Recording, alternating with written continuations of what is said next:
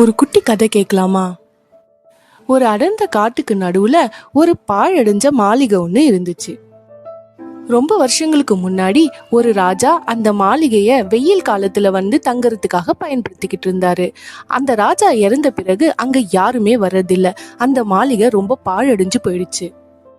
அந்த பாழடைஞ்ச மாளிகையில இருந்த சில உடைஞ்ச பொருட்களை தங்களோட வீடா ஒரு சில எலிகள் பயன்படுத்திக்கிட்டு இருந்துச்சு.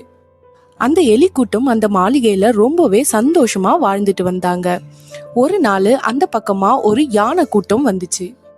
அந்த யானைகளோட கால் மீதில அகப்பட்டா இந்த உடைஞ்ச பொருட்கள் எல்லாம் சுக்கு நூறா உடைஞ்சு அந்த எலிகளுக்கு வீடுகள் இல்லாம போயிடும்.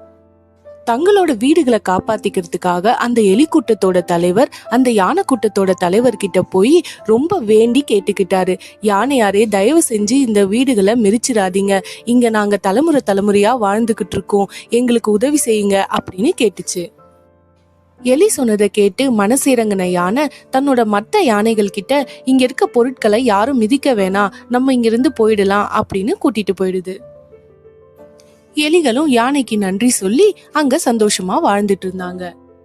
கொஞ்ச நாளைக்கு அப்புறம் சில எலிகள் காட்டுக்குள்ளார உணவு தேடி போயிட்டு இருந்தாங்க. அப்போ ஒரு யானை கூட்டம் அலற சத்தம் கேட்டுச்சு. அந்த எலிகளோட தலைவனுக்கு அது தனக்கு உதவி செஞ்ச அந்த யானையோட குரல் மாதிரியே கேட்டுச்சு. அதனால அதை தேடி போச்சு. சத்தம் கேட்ட பக்கமா அந்த எலி தேடி போனப்ப அங்க அந்த தலைவன் யானையும் அது கூடவே வேற பல யானைகளும் கட்டி போடப்பட்டிருந்தது.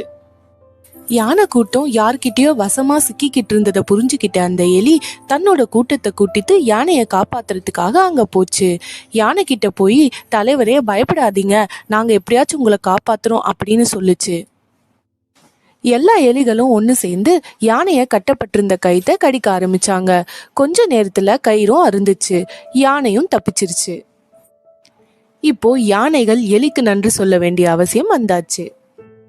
ஆமாங்க, வாழ்க்கையில ஏதோ ஒரு இடத்துல நம்ம மத்தவங்க கிட்ட காட்டுற ஒரு சின்ன அக்கறையும் அன்பும் கருணையும் நம்மள ஒரு பெரிய ஆபத்துல இருந்து காப்பாற்றக்கூடிய வலிமை பெற்றதுங்க. தேங்க்யூ.